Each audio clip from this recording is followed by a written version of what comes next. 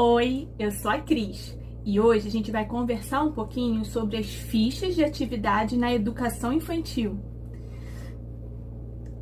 Assunto polêmico, né? Vamos lá!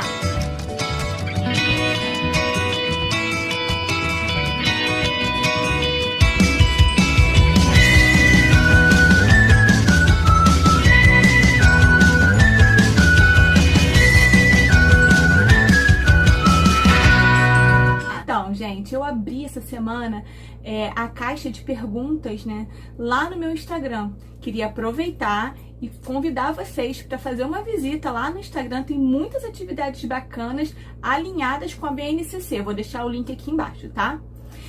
E aí surgiram várias perguntas sobre as fichas de atividades. Como é um assunto meio polêmico e a gente precisava conversar um pouco melhor sobre elas, eu resolvi gravar um vídeo sobre esse assunto. E aí eu não respondi lá nos stories, tá? Eu falei com as seguidoras que eu ia gravar um vídeo e aqui estou. Vamos lá. Gente, primeiro a gente precisa ter em mente muito claro, tá? Quais são os direitos das crianças que frequentam a educação infantil. Quais são esses direitos?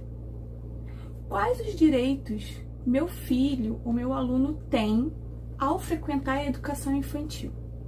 A gente precisa ter isso muito claro, tá bom? Então vamos por etapas. Ana Teberoski e Emília Ferreiro fizeram um estudo sobre como as crianças se alfabetizam, questionaram um pouquinho sobre as práticas tradicionais, né, as cartilhas, as fichas, a família silábica. Então, a BNCC traz um trabalho diferenciado, embasado nos estudos de Emília Ferreiro, de Ana Teberoski, entre outros, que colocam como ponto de partida para a alfabetização as experiências em que as crianças estejam envolvidas com as escritas, com os números, tá, gente? Então, a BNCC, ela é um documento obrigatório, tá, gente? Ela determina as competências, as habilidades e as aprendizagens essenciais que todos os alunos devem desenvolver em cada etapa da educação básica, que é a educação infantil, o fundamental e o ensino médio, tá bom? Então, vocês lembram lá a pergunta que eu fiz no começo? Quais os direitos de aprendizagens do meu filho que frequenta a educação infantil? Então, gente, a BNCC garante 6 direitos de aprendizagem. Esses direitos são o direito de conviver, brincar, participar, explorar, expressar e conhecer-se. Então, as crianças da educação infantil têm esses direitos garantidos, ok? Então, vamos para a primeira pergunta. Você acha que as crianças de 3, 4 anos precisem fazer fichas? Gente, vamos lá. Eu, Cristiane, entendo que as fichas não garantem esses direitos, tá? Então, Cris, então você está dizendo que não é para trabalhar com ficha, que você não trabalha com ficha, que você é contra esse tipo de trabalho? Mas eu vi lá no seu Instagram você fazendo uma atividade com ficha com seus filhos. Gente, vamos lá. O que eu estou dizendo é que esse não é o melhor caminho para se trabalhar com a educação infantil, tá? E se você optar por fazer algum trabalho com fichas, você precisa ter muito cuidado. Muito cuidado. Eu vou dar aqui um exemplo. A minha filha acabou de fazer 6 anos, né? No pré-2, pré-alfabetização. A gente estava brincando aqui em casa, sabe? Com os rótulos. A gente tem um brinquedo, né? Eles têm um brinquedo de mercadinho. E eles estavam aqui explorando isso. E aí eu comecei a questioná-la, né? Qual é a letra inicial, a letra final, as palavras que rimam. E aí a gente foi trabalhando essas várias questões com o trabalho de rótulo, que é muito rico para essa faixa etária. Ok. Quando acabou essa atividade, essa brincadeira, eu propus a ela que a gente fizesse uma ficha de registro, tá? E aí ela super topou, sabe? E aí ela fez escrita espontânea, fez leitura de imagem. Então era uma ficha super contextualizada e ela estava sistematizando o que ela vivenciou, o que ela experimentou. Eu não vejo nada de mal nisso. Quando você utiliza a ficha para fazer mesmo uma sistematização de uma brincadeira, de uma atividade, ou para você fazer o registro de alguma atividade também. Outro exemplo, ontem a gente fez gelatina aqui em casa. E aí, com o meu mais novo, tem 4 anos, a gente estava explorando as cores, as misturas das cores, o surgimento.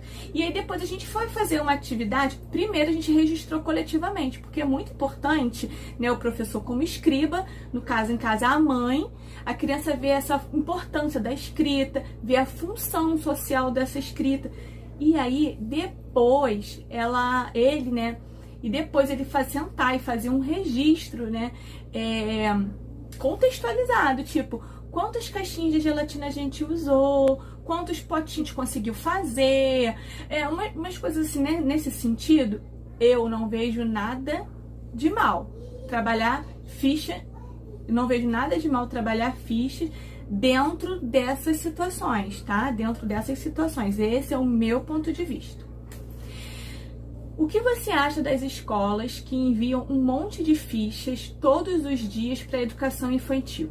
Então, eu não estou aqui para julgar a metodologia ou a prática de ensino de nenhuma escola e muito menos de nenhuma colega de trabalho, tá, gente? A gente está vivendo numa situação muito difícil, algo inédito, né? Então, assim, tá difícil para todo mundo, tá todo mundo tentando dar seu melhor e se reinventando. Ok, mas se a gente sabe que a criança aprende pelas relações e brincadeiras, na minha opinião, dificilmente a criança terá interesse em sentar para realizar esse tipo de atividade.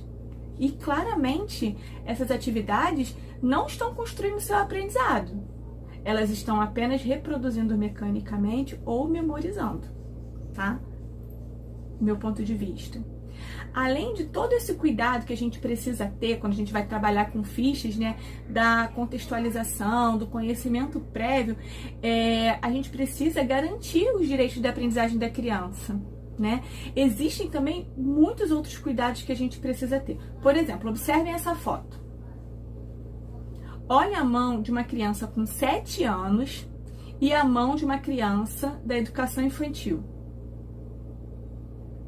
Essa mão está em formação, gente. Então, quando você foca nesse tipo de atividades com registros, isso pode causar dor, sofrimento para essa criança, entendeu? E isso pode acabar sendo confundido com birras. A criança não quer fazer atividade, é preguiçosa, sabe? E quando você acaba focando nesse tipo de trabalho, você deixa de trabalhar coisas fundamentais, entendeu? Que ela precisa e acaba queimando uma etapa. O que adianta a criança chegar lá no primeiro ano sabendo ler e escrever, mas não tem imaginação, não tem criatividade para elaborar uma frase, não sabe se colocar, não sabe dar sua opinião, não tem autonomia para guardar seus pertences, para utilizar o banheiro, para calçar um tênis. Gente, eu poderia ficar aqui horas falando sobre autonomia e os direitos de aprendizagem da criança na educação infantil, tá? Mas assim, a gente precisa ter muito claro quais são esses direitos, né? São 6: conviver, brincar, participar, explorar, expressar e conhecer-se, ok? Isso não sou eu que estou falando, isso está na Base Nacional Comum Curricular, é lei, e lei precisa ser cumprida, tá? Vamos lá. Foi ensinada a letra caixa alta, mas na ficha vem com letra script. Como fazer para ensinar? Gente, é preciso ter coerência, né? Tudo que você vai mandar para casa para o seu aluno, você precisa ter coerência com o que você está trabalhando, ter orientação. Quando as crianças estão na escola, na educação infantil, elas começam esse primeiro contato, né, com a letra em caixa alta, bastão. Depois a gente introduz letras diferentes. A script, né? Mas isso é todo um trabalho, né, que a gente faz com a criança, né, na escola. Veio a pandemia, atividade remota. A gente precisa cuidar, a gente precisa ajudar a família nesse processo e principalmente o nosso aluno, sabe? Eu sugiro que você converse com a professora do seu filho, tá? E que assista um vídeo aqui no canal sobre a importância do material de apoio para a educação infantil. Também vai te ajudar bastante. Gente, agora vamos para a última pergunta, e na minha opinião é a mais polêmica, tá? As atividades do meu filho vêm mal elaboradas e com erros gramaticais. O que eu faço?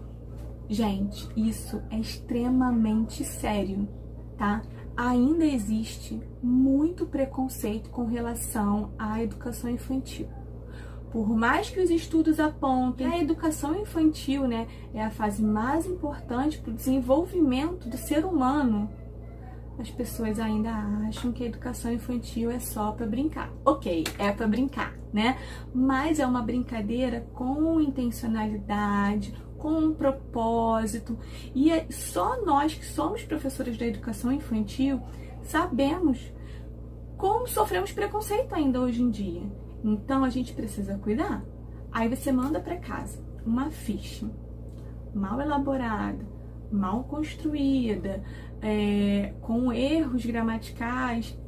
É complicado, tá, né? É muito complicado.